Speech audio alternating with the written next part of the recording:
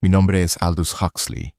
Algunos me conocen por una novela que escribí hace casi un siglo, Un mundo feliz. Una historia sobre un futuro donde los seres humanos son fabricados en laboratorios, condicionados para amar su esclavitud, y mantenidos dóciles con una droga llamada soma, que les hace sentirse bien, sin preguntarse por qué. Pero no he venido a hablarte de ese libro. He venido a hablarte de algo más personal, más urgente. He venido a hablarte de lo que descubrí cuando decidí abrir las puertas de la percepción. Y antes de que pienses que esto va de drogas, de alucinaciones o de escapismo barato, déjame decirte, no va de eso. Va de la cárcel en la que vivimos sin saberlo. Va de esa vocecita interior que te susurra que hay algo más, que la vida no puede ser solo esta rutina, este vacío, esta ansiedad constante. Va de la posibilidad de despertar. Todo comenzó con una pregunta que me persiguió durante años. ¿Por qué los seres humanos, la especie más inteligente del planeta, somos también la más infeliz? ¿Por qué, a pesar de tenerlo todo, nos sentimos tan vacíos? En Un mundo feliz imaginé una sociedad que había resuelto el problema de la infelicidad, pero de la peor manera posible. ¿La receta? Eliminar el dolor a costa de eliminar la libertad. Los seres humanos son producidos en serie, como coches.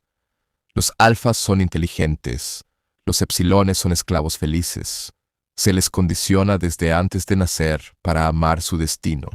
Y cuando algo amenaza su paz superficial, tienen soma, una droga perfecta que les regala todas las ventajas del cristianismo y el alcohol, sin ninguno de sus inconvenientes. Ese mundo que imaginé como una pesadilla se parece peligrosamente al nuestro. No tienes soma, pero tienes Instagram, TikTok, Netflix, ansiolíticos, alcohol, trabajo 24/7, compras online. 1000 distracciones para no sentir el vacío. 1000 formas de mirar hacia otro lado. 1000 puertas cerradas. Te han educado para creer que la felicidad es tener, consumir, encajar. Te han condicionado, como a los deltas de mi libro, para amar tu servidumbre sin saberlo. Y lo peor es que funciona. Funciona tan bien que ya ni siquiera preguntas, ¿quién soy yo realmente?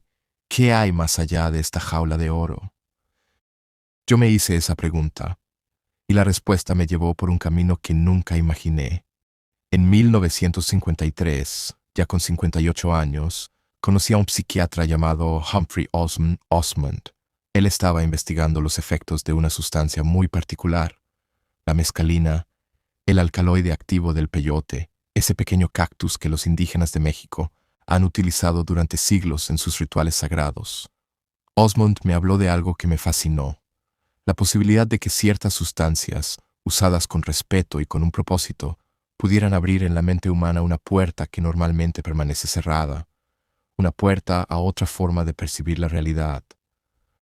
Una mañana de mayo, en mi estudio de Hollywood, frente a un jardín bañado por el sol californiano, bebí un vaso de agua con 0,4 de gramo de mescalina. Y entonces ocurrió. No hubo visiones de dragones ni de paraísos exóticos. Lo que ocurrió fue mucho más extraño y profundo. El mundo se volvió infinitamente interesante.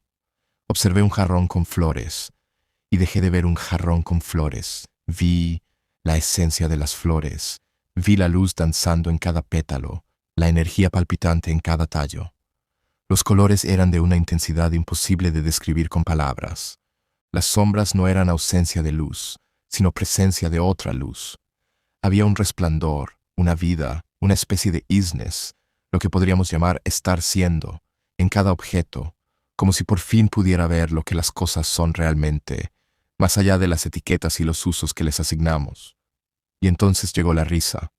Una risa que no era de burla, sino de puro asombro, porque de repente entendí lo absurdas que son nuestras preocupaciones cotidianas. Vi un coche pasar y me pareció un artefacto ridículo, una coraza de metal detrás de la cual los humanos corremos sin saber hacia dónde. Pero no era un juicio, era una constatación. Nos tomamos demasiado en serio un juego que hemos olvidado que es solo un juego. Durante unas horas desapareció el yo, ese narrador interno que constantemente juzga, compara, se preocupa, se angustia, simplemente se disolvió, y en su lugar quedó una conciencia pura, una contemplación sin palabras, una sensación de unidad con todo lo que me rodeaba. ¿Había perdido la razón? No, al contrario. Por primera vez, sentí que la había encontrado, o al menos que había vislumbrado un tipo de razón diferente, más amplia, más generosa. Lo más interesante de esta experiencia no fue lo que vi, sino lo que comprendí sobre cómo funciona nuestra mente. Hay un filósofo, C.D. Broad, que tiene una teoría que me fascina. Él sugiere que la función del cerebro y del sistema nervioso no es principalmente productiva, sino eliminativa. ¿Qué significa esto? Que nuestro cerebro no es un órgano diseñado para captar toda la realidad, sino todo lo contrario. Es un mecanismo de reducción, una válvula de seguridad.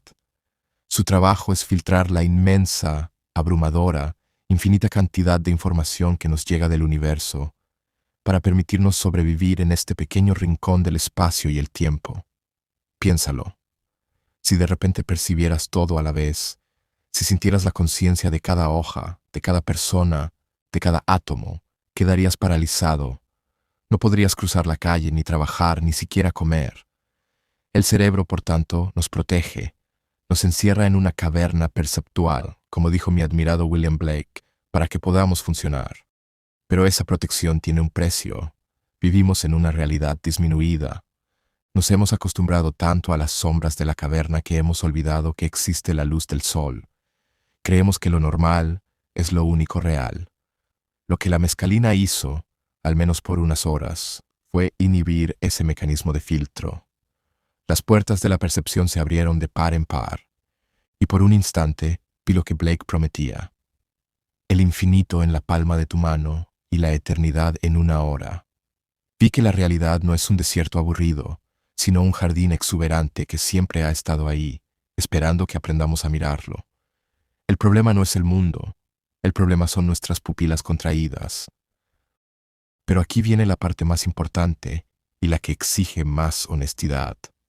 No quiero que pienses que esta experiencia es un simple viaje de placer. No lo es. Descubrí que abrir las puertas de la percepción puede llevarte tanto al cielo como al infierno.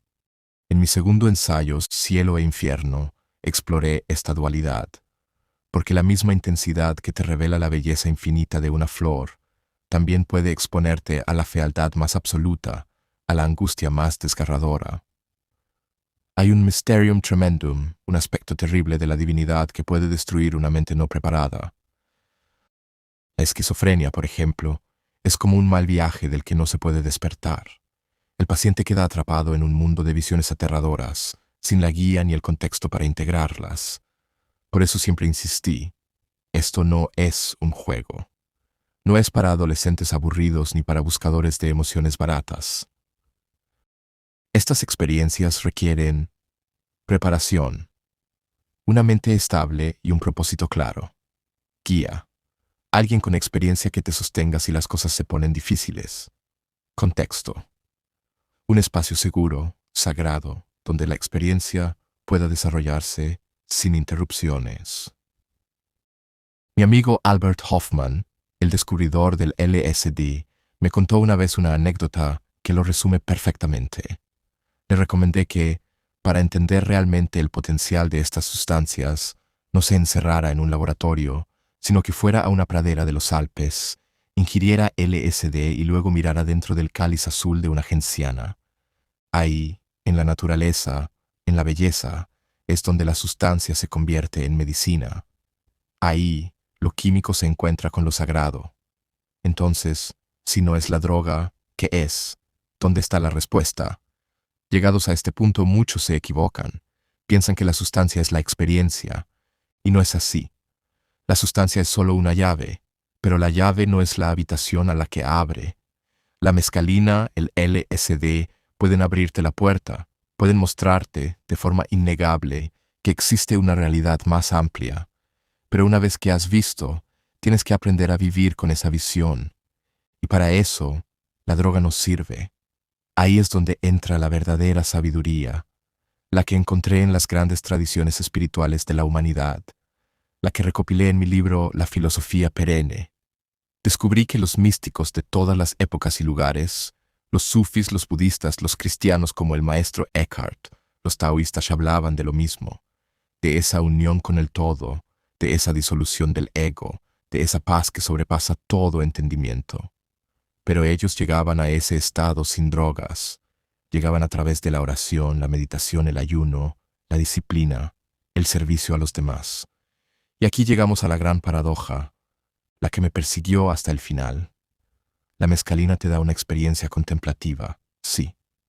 Te abre al camino de María, la que escucha y adora, pero cierra la puerta al camino de Marta, la que actúa y sirve. Porque en ese estado de embriaguez divina, la acción se vuelve imposible.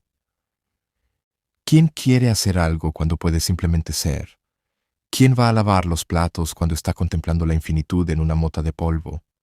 El verdadero ideal, el más elevado, no es el quietista que se queda en la cima de la montaña.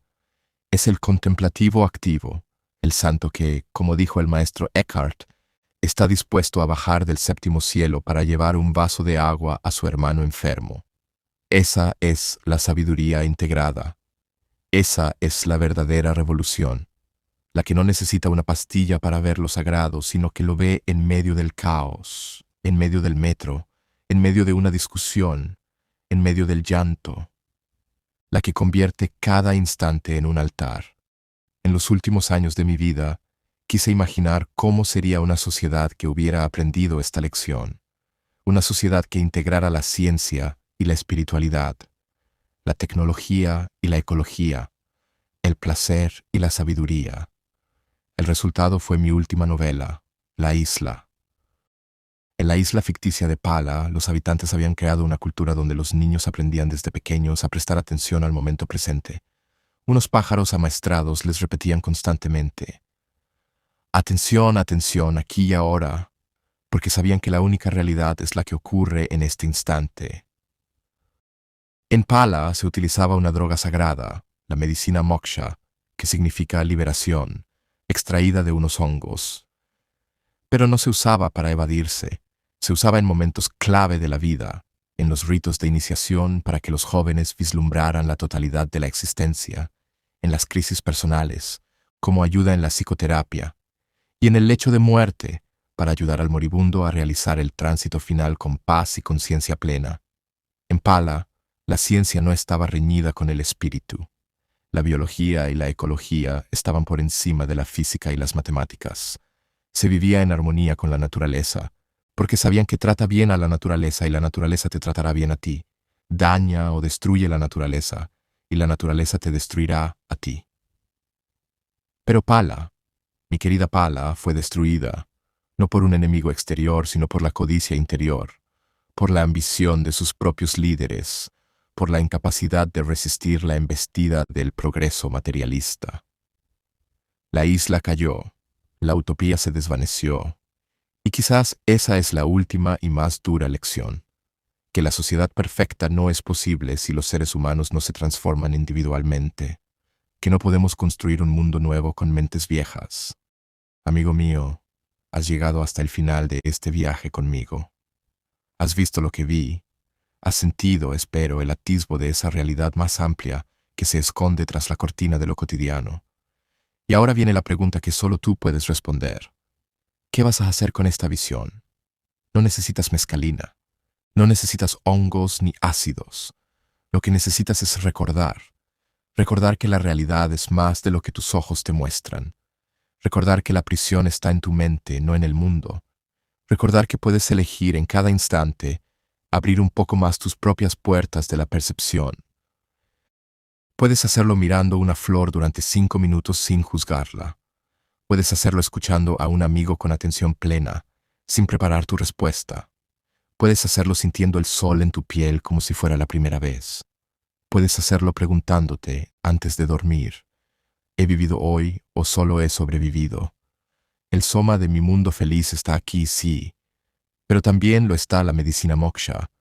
La diferencia no está en la sustancia, sino en la intención. ¿Buscas evadirte o buscas despertar? Mi amigo William Blake tenía razón. Si las puertas de la percepción se purificaran, todo se aparecería al hombre tal como es, infinito. El infinito no está en una estrella lejana. El infinito está aquí, en el roce de tu camisa contra tu piel, en el sonido de mi voz en tus oídos, en la próxima bocanada de aire que llenará tus pulmones. Ábrete a él. No hace falta que vayas a ninguna parte. El viaje más largo es el que te lleva a casa, y estás más cerca de lo que crees.